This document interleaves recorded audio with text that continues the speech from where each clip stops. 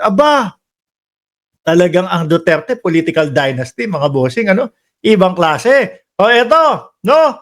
Meron din pala silang mga nakababata ng tumatakbo ng mga Duterte, mga kababayan, no?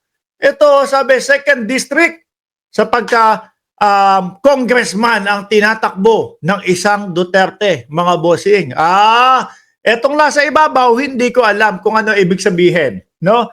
Paki-ano nyo na lang po sa akin diyan sa comment section. Aba, tulungan nyo ako na mag-intindi dito. Sabi, kinsa kaha ang angayan nga pilion, no? Isip congressman sa District 2, diri sa Dakbayan. Pakitulungan akong i-translate ho sa Tagalog, mga kababayan. Nandiyan si Jenny Felix, salamat po sa pagiging miyembro ng channel na ito. Sabi dito, mga bossing, inilista kasi. Isinulat dito, mga kababayan, yung kakayanan nung individual na tumatakbo sa pagka-congressman sa 2nd District ko ng sa Davao to, malamang. Di ba? Yung Omar Duterte, barangay captain ng Buhangin.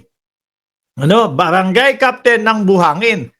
Ang tanging nakalista, mga kababayan, doon sa kanyang kakayanan ay kaya tumatakbo sa 2nd District, no, na pagka-congressman kasi anak ni Pulong, pamangkin ni Inday, apo ni Digong.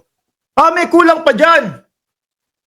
Hindi niya naman linagay, wag naman ganito. Kasi eto po, si Omar Duterte, kung anak siya ni Pulong, pamangkin siya ni Inday, kulang naman po yung linagay nyo, mga boss chief amo, sir.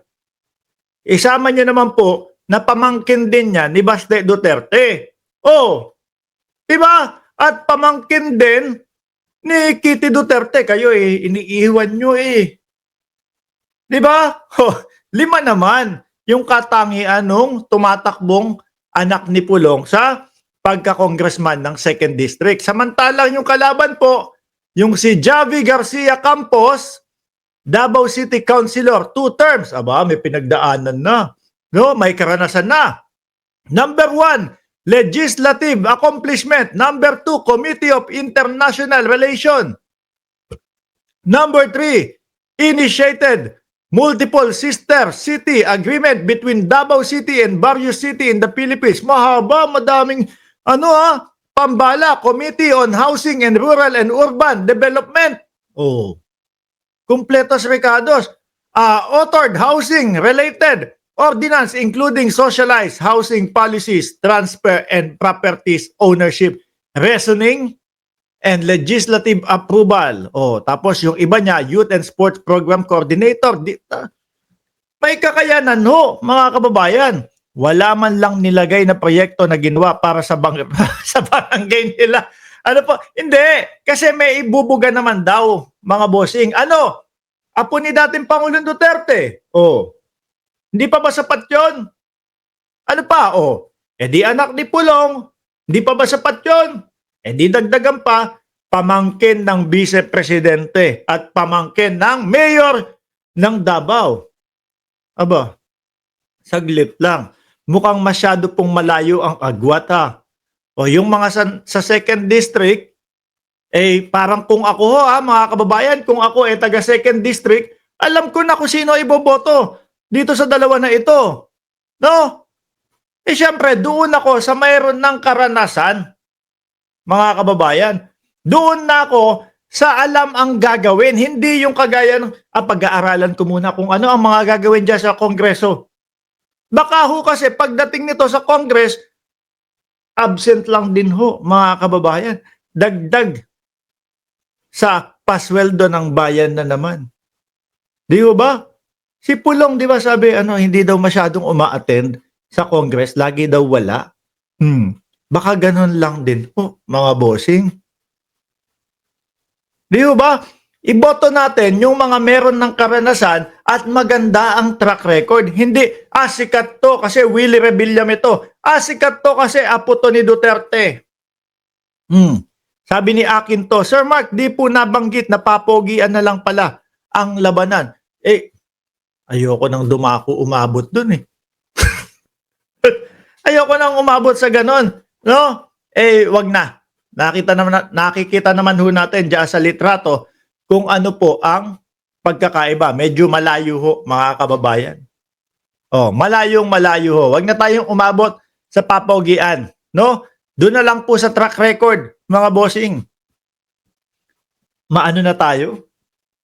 Mapagod na tayo doon sa yung tipo bang dating nakaugalian ng mga Pilipino na sikat yan, kilala yan, anak yan ni ano kaya magaling yan. Hindi ho ganun, mga bossing. Ngayon alamin natin na hindi porkit si tatay o si nanay o si tito magaling, ibig sabihin magaling din yung nasa ilalim o magaling din yung pamangkin. Kailangan meron tayong batayan. Di ba? Iba na ho ang kabataan ngayon, mga kababayan. Ano po? Iba yung mga kabataan na 90s at 80s na talagang pumupukpok po, mga bossing. Yung mga kabataan ngayon, medyo lumaki po sa sa mga gadget. Di ba? Kaya kailangan malaman natin, ito bang tao na ito naging presidente ang lolo. Ganun din kaya yan. Di ba? Hindi. Kailangan alamin natin mismo yung track record. Sabi ni Jordan G, walang binatbat. Sabi ni Shiro Kansaki, Duterte no more. Di ba? Wala. Tingin ko, dahil sa dunong na ng taong bayan ngayon, mga bossing, hindi na huubra yung anak ni Pulong, anak ni apo ni dating Pangulong Duterte, pamangkin ni Inday, pamangkin ni Baste, pamangkin ni Kitty Duterte. Alos ng ganun ho. Ano naman kung hindi makakatulong sa bayang Pilipinas? Kasi po ang mamamayang Pilipino ngayon talagang hinahanap na po yung mga magiging leader ng ating bansa dahil sawang-sawa na po, no? Sa pagkalugmok ng ating bansa. Sabi ni pang YouTube, lahat ng Duterte wag iboto. Dahil pag yun ang manalo, gaya din yan kay Inday Sara, ayan, kay Kadugo, ganun din. Nakakahingal basahin yung mo. Ang haba. Ang ugali niyan, walang galang. Ayun, Kadugo, ganun din yung problema na naman yan. Parehas lang din daw.